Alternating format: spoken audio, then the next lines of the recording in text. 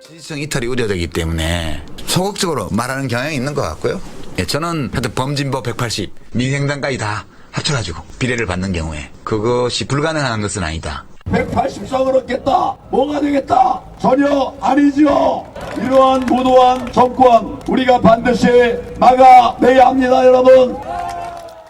네, 바로 이 범진보 180석 이 발언이 지금 일파만파 파장이 큽니다. 그래서 노무현재단 유시민 이사장 바로 연결해 봅니다. 안녕하세요. 네, 안녕하십니까. 네, 범진보라고 하면 어디서부터 어디까지입니까? 근데 우선 이거 보도가 엄청 많던데요. 예, 가짜뉴스 내지 왜곡 보도가 하도 많아서 예, 예. 그 제 발언 내용을 정확하게 우선 정리하고 얘기하는 게 맞는 것 같아요. 예, 예. 정리해 주세요. 그럼 예. 우선 제가 민주당이 비례 포함해서 180석을 얻을 거다라고 말한 적 전혀 없고요. 없죠. 예. 예. 또 범여권이 180석을 할 거다. 그렇게 표현하지도 않았고요. 예. 그리고 제가 표현한 거는 범진보 180석. 이때 범진보는 예. 예, 민주당, 더불어시민당, 열린민주당, 정의당, 민생당까지 다 포함한 겁니다. 예, 예. 그렇게 했고요. 제가 예. 180석을 예측하지 않았습니다. 그럼요. 제가 얘기한 거는 그 유튜브 실시간 방송 중에 시청자 질문에 예. 민주당 180석 안 될까요? 비례 포함해서. 예. 그렇게 이제 질문이 와서 음흠. 그거 불가능하다. 네. 그 과한 욕심이다. 음. 근데 투표를 열심히 하면 네. 아까 제가 말씀드린 그런 범진보를 다 합쳐서 예. 180석은 뭐 불가능한 이런 목표는 또 아니지 않겠느냐. 예, 예. 싹싹 다 투표합시다. 예. 이제 그렇게 희망사항으로 얘기를 했던 거거든요. 네. 그런데 네. 일부 언론에서 민주당 180석이라고 막 칼럼을 써대고 예. 또 보수야당에 책임 있는 당직자분들이 제가 한 이런 희망사항에 대한 얘기를 무슨 현 정권이나 뭐 집권당에서 얘기한 것처럼 이렇게 이야기하는 것은 예. 의도적 왜곡이고 가짜뉴스고 예 거짓말이다. 우선 그 점은 좀 제가 말씀드리고 싶네요. 네, 네. 네. 그런데 그 범진보 180 말씀하시기 바로 전에 그러니까 민주당 사람들은 지금 좀 쉬운 표현으로는 몸조심하느라고 자꾸 좀 낮춰서 말하는데 이렇게 전제를 깔으셨잖아요. 그죠? 예, 그거는 네. 뭐 늘 그렇죠. 앞서가는 정당은 네. 조금 지지층의 긴장을 유발하기 위해서 좀 적게 얘기하는 게 지금까지 모든 선거에서 거의 대부분 다 그랬고요. 예, 예. 조금 뒤지는 정당은 자기가 이긴다고 큰 소리 치고요. 음흠. 그다음에 많이 지는 정당은 살려달라고 업소하고 네. 그게 일반적인 패턴이었거든요. 역대 네. 선거에서. 네. 예, 그래서 민주당 지도부에서 조금 보수적으로 그러니까 조금 겸허한 목표를 설정하는 거 예. 이런 거는 뭐 저는 충분히 이해할 수 있는 일이다 이렇게 봅니다. 그러니까 그에 비해서 상대적으로 유시민 이사장은 지금 총선 전망을 좀 낙관하고 계신 거는 맞는 거 아닌가요? 낙관이 아니고요. 어허. 제가 이거 참 말하기가 그런데 우선 저의 모든 말은 저의 개인적인 견해예요. 네, 예, 예. 저는 뭐 민주당의 후보도 아니고 네. 당직자도 아니고 당원도 아니에요. 예. 저는 그냥 비평하는 사람이거든요. 예. 이제 그런 점에서 범보수가 200석 이상을 가졌던 선거도 있었는데 네. 범진보는 그러면 안 되냐. 그런 희망을 가지면 안 되냐. 우선 그 말씀 드리고 싶고요. 그다음에 그 미래통합당이 자유한국당 시절에 그러니까 박근혜 대통령 탄핵 이후에 뭐 갈라섰다 합쳤다 이렇게 하면서 예. 지난 몇 년간 국회를 마비시켰던 그 일을 제가 똑똑히 기억하고 있습니다. 네. 그리고 미국 의회가 코로나19 때문에 나흘 만에 천문학적 규모 예산을 만든 반면 네. 우리 국회는 그런 거 못 하잖아요. 지금까지를 보면. 그래서 이 위기 극복을 위해서는 지금까지 무작정 반대만을 일삼고 국회를 마비시켰던 이 정당의 의석이 줄었으면 좋겠다라고 예, 예. 저는 생각하는 거예요. 예, 예. 예, 그래서 그런 말씀 드린 거고요. 제가 그렇게 예측하지도 않았고 전망하지도 않았다. 네. 그 점 말씀드리고 그러나 그런 목표와 희망사항을 가지는 것은 당연한 권리이고 그것이 대한민국의 발전을 위해서는 그 미래통합당의 의석이 줄면 줄수록 좋다는 것이 저희 개인적인 견해이고 예, 또 희망사항임은 분명히 말씀드립니다. 견해 희망사항이지 뭐 낙관 전망 뭐 예측 이런 건 아니다. 예, 제가 뭔데 낙관을 하면 음흠. 제가 뭘 근거로 그렇게 전망을 하고 예측을 하겠습니까? 예. 예. 그런데 그 파장이 지금 뭐 상대당에서는 뭐 심지어는 개헌 저지선도 위태롭다 이런 얘기를 막 하면서 살려달라 작전으로 하는데 거기에 유시민 이사장의 발언을 일종의 빌미로 사용하고 있어요. 그 점은 어떻게 생각하세요?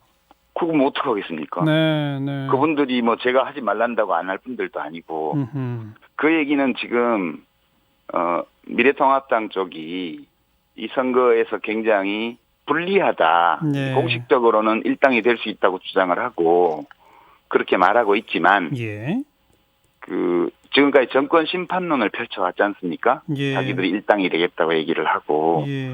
근데 아마 그렇지 않은가 봐요. 그래서 예. 이제는 견제론으로 돌아서서 읍소 전략으로 전환한 걸로 보면 예. 이 선거는 지금 미래통합당 쪽이 좀 어려움을 겪고 있다고 저는 봅니다. 네. 그런 증상이라고 봐요. 네. 그 지금 그리고 제가 이제 한마디 덧붙이면 네. 이렇게 범진보 여의석이 많아지기를 바라는 이런 마음을 그분들이 비난하고 있는데요. 예. 얼마 지나지 않은 일이긴 합니다만 18대 총선 때요. 네. 그러니까 2008년도에 이명박 대통령 집권 초기에 예. 그때 보면 한나라당이 무려 153석을 했고요. 네. 그다음에 더 보수적인 자유선진당이 18석을 했고요. 예. 친박연대 14개에 대부분이 친박 무소속이었던 무소속 25 이렇게 해서 범보수가 210개를 한 적이 있습니다. 네. 이제 그때 전국 투표율이 몇 %였냐면 46.1%예요. 예. 그러니까 지금 범진보의 승리를 바라는 유권자들이 투표하지 않으면 지금도 선거를 질 수 있죠. 모레 투표일인데 투표를 적게 하게 되면 이때처럼 지게 되고요. 네.